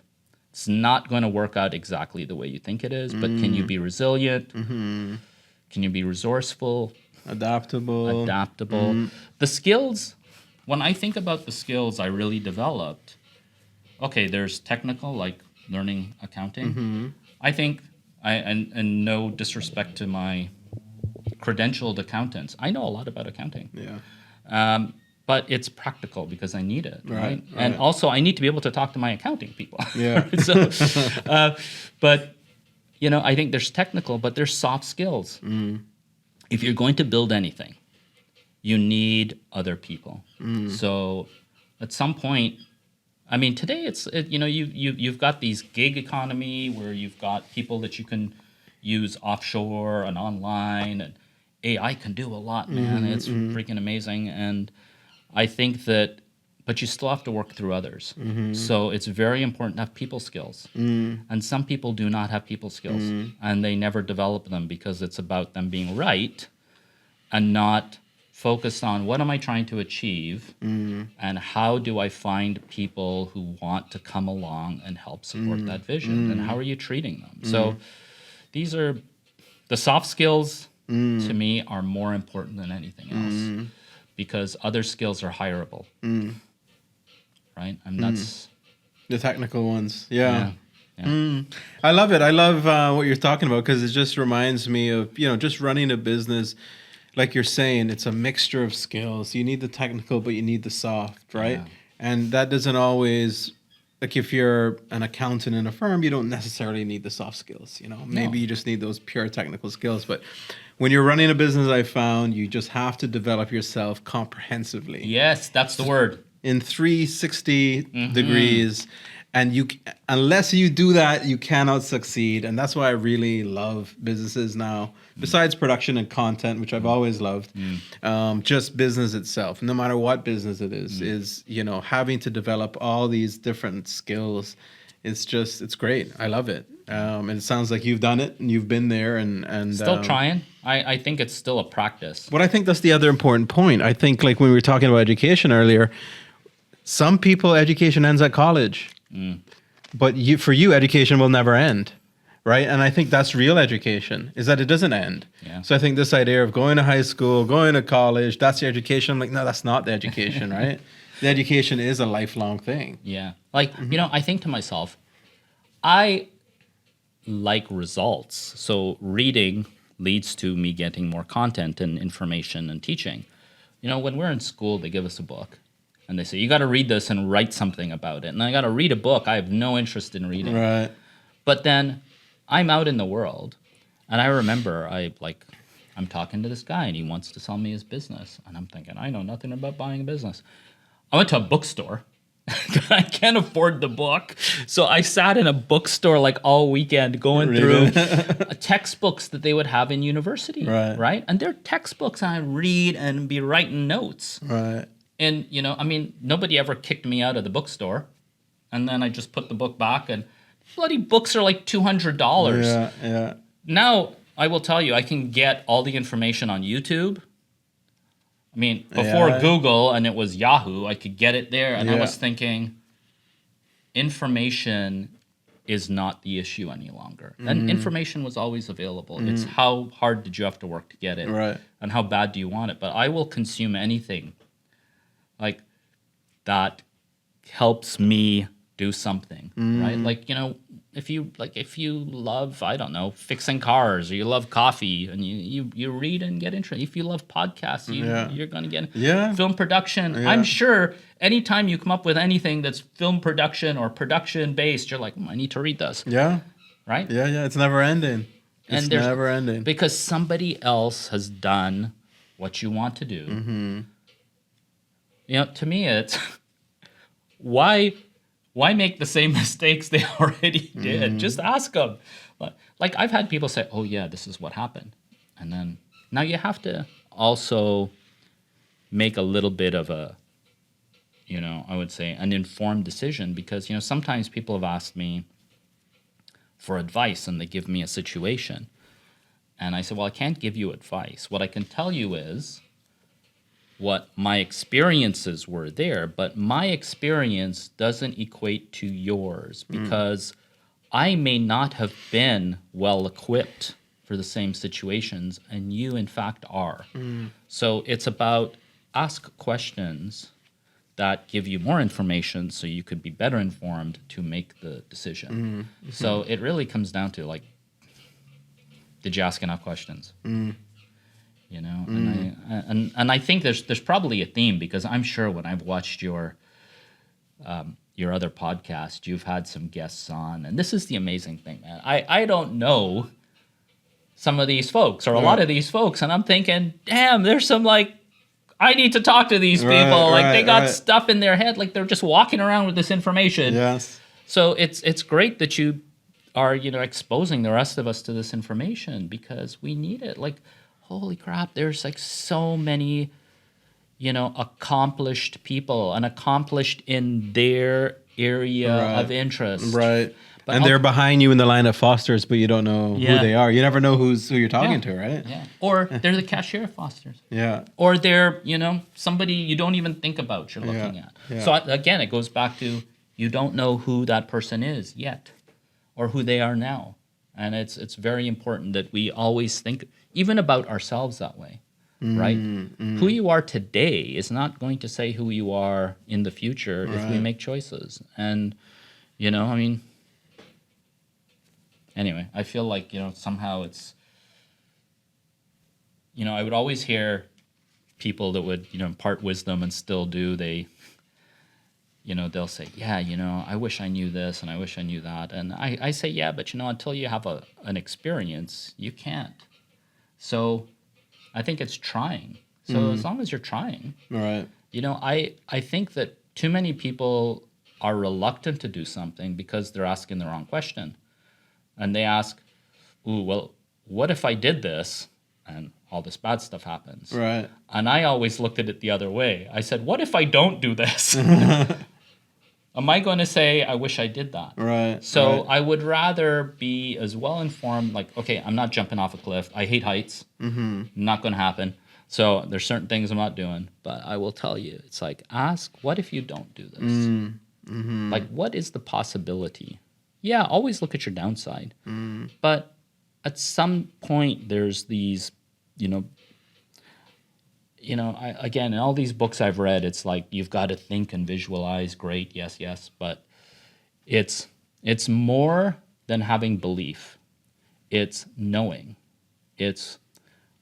I think if you think about, there's times when you believe you can do something, and then there's times you knew you could do it, right? You just said, I can do this. Right. But how did you know? Your belief was so strong, you knew, even if you never did it, because you felt so confident that even if you made a mistake, it's kind of like, I'll try it again, but you knew. So it's like, how strong is your belief system? So there's so many things that, business is not only technical.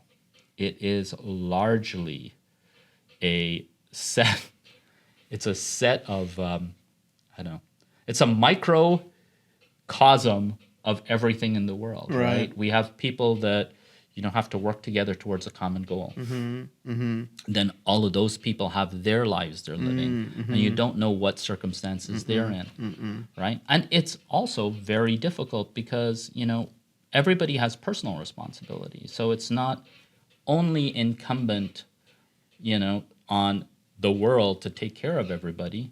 It is individual too. So I guess I've always taken this personal accountability. I'll just do it. And if it's hard, I'll learn, I'll go do it because somebody has to do it. I'm not going to wait for somebody. Yeah. So. Yeah, man. Anyway. Mark, I always learn so much from these podcasts. Well, it's why I really love doing them as well, right? I get so much from them. And thank you so much for a great conversation where I really got to pick your brain there and learn a lot. And I guess enjoy the rest of your weekend. Yeah, man. Enjoy your week. Enjoy Cayman. Enjoy the rest of the year. Look forward to seeing the new Burger Kings out there. Soon. And all the other other projects that you're working on. Yeah, thank you. Thank you, Badir. It was a pleasure. All right, man. Great show. Take care.